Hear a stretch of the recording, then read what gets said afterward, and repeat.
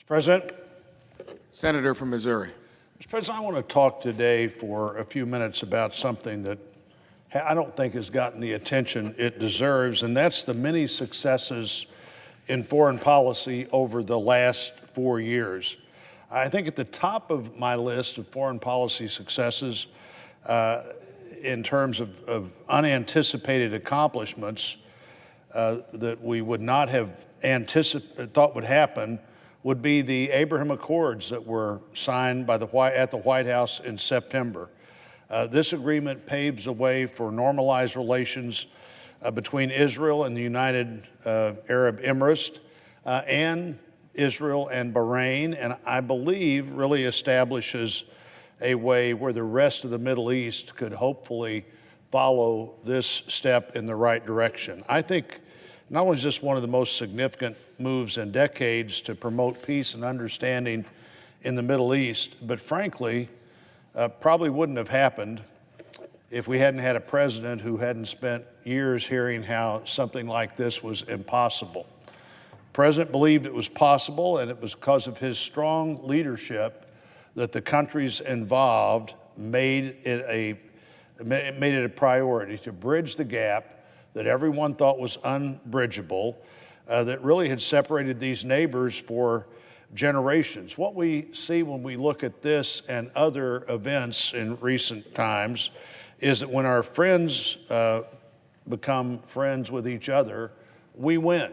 The United States wins when our friends also become friends with each other. This agreement can be a model for future progress in the region. It's the first time in 4 decades that any Arab country has recognized Israel, and you can see it's already making a difference. We had a debate on the floor yesterday about our continued partnership, our defense partnership with the United Arab Emirates, and this was obviously an element in that debate, that partnership over 3 different administrations produced something that nobody would have anticipated in any of the earlier decades. The president started his Middle East efforts by acknowledging Jerusalem as the capital of Israel, his first year in office. A few months later, he moved the U.S. Embassy there. Now, was this a new idea? Absolutely not a new idea. American presidents have been saying for years that this was a good idea. Party platforms have said for years that Israel should be able to have their capital in Jerusalem acknowledged, but nobody's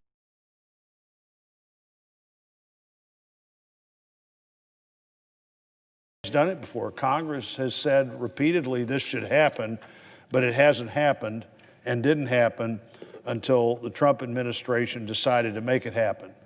Critics actually said that moving our embassy would hurt our credibility in the region. 3 years later, the Abraham Accords proved that was 100% wrong. Another reason American credibility is soared in the Middle East is that President Trump took a strong stance against Iran. He did that by dealing with the nuclear agreement that President Obama and the Obama administration has struck with Iran as a bad idea.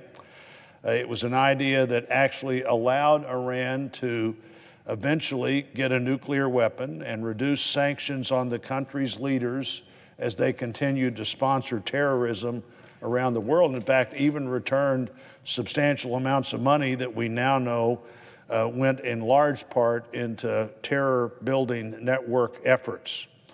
The agreement was badly handled from the start. It didn't work after we entered into it. We didn't enter into it in any kind of binding way because it was clear at the time that if this agreement would have been presented as a treaty, it had no chance of being approved by the Senate. And so I think it was entered into thinking this is such a great idea that the next president will just have to do it, whether the country is bound to it or not. The hard work of doing our work the right way makes a difference. And in fact, that agreement would have been changed before a Senate would have considered ever approving it. but it would have been either approved or not approved rather than the process we went through, which was a lot of Senate opposition, but no response to that opposition. President Trump put a spotlight on the deal's failure to protect our national security.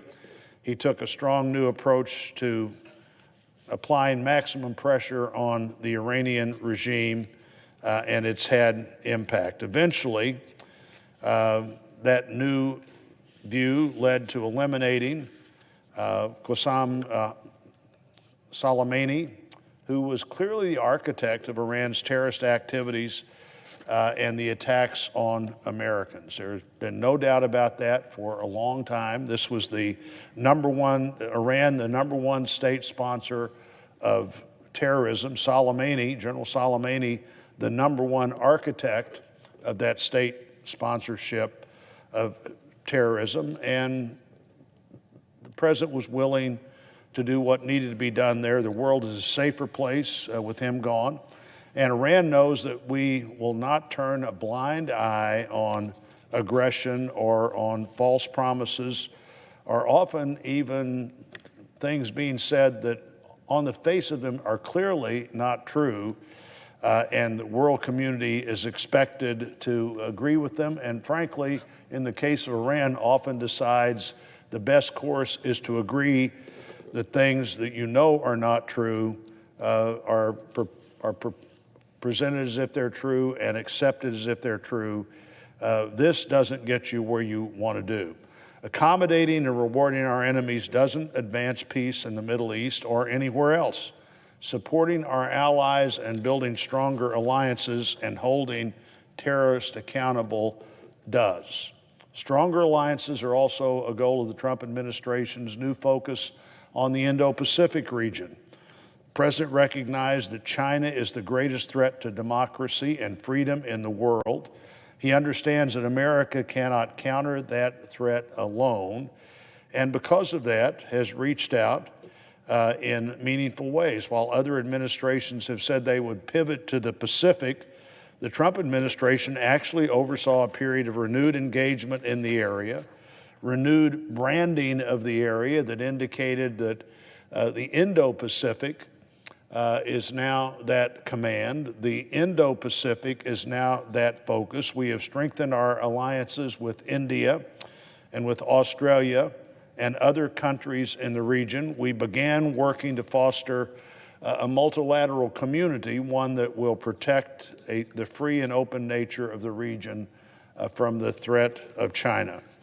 I was just reading in the news today that China clearly sending the message in Hong Kong, if you don't want to be in jail and you're for Hong Kong freedom, you just need to leave right now, and apparently are willing to help you get to where your thoughts don't impact others who are willing to live under and maybe have no choice but to live under the repression of China. The president also took action to strengthen global security and stability by asking our allies to pull their weight. For too many years, other countries seemed content to let American taxpayers bear the cost of defending freedom everywhere in the world. President Trump challenged the other members of NATO to meet the organization's guideline of spending 2% of their gross domestic product on defense. Our allies stepped up in many cases and did better than they'd been doing. In 2016, just 4 of the 28 countries in NATO met the 2% guideline. 4 out of 28, Mr. President. Today, that number's still not at 28, but it's at 10 countries that now exceed the guideline. Remember, 4 countries met the guideline 3 years and 10 months ago. 10 countries have now exceeded the guideline, and every country in the alliance with a military has increased its defense spending. That's important progress, and it wouldn't have happened if the President of the United States had not been willing to say the obvious and frankly be very direct about it and make himself an uncomfortable partner at the negotiating table. But if what you're uncomfortable about is you're willing to say do what you've agreed to do, it's about time somebody not only said do what you agreed to do, but said it in a way that other countries took it seriously. The president sought to address imbalances and protect U.S. interests in the area of global trade. The Trump administration replaced the NAFTA agreement with a new trade deal with Mexico and Canada. NAFTA was great for all three countries, but it needed to be improved. It needed to be updated, and now it has been.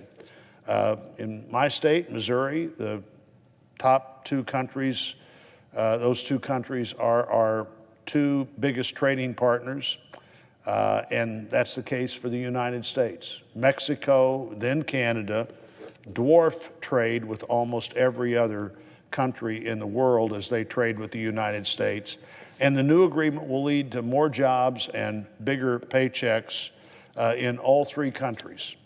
Our goal in our neighborhood should be not just to make ourselves stronger, but to make our neighbors stronger, because we're stronger when our neighbors are stronger. Nationwide exports are expected to grow by $2.2 billion under USMCA. And our trade relationship with Japan, the world's third largest economy, is even stronger thanks to a new agreement that went into effect at the start of the year. So it's clear that there's been lots of activity in America's foreign policy over the past 4 years. There's been a lot of important progress and a lot of success stories.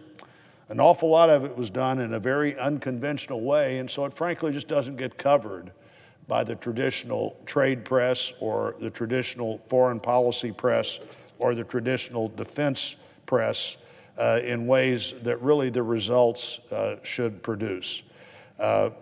These are not areas that get the attention they deserve.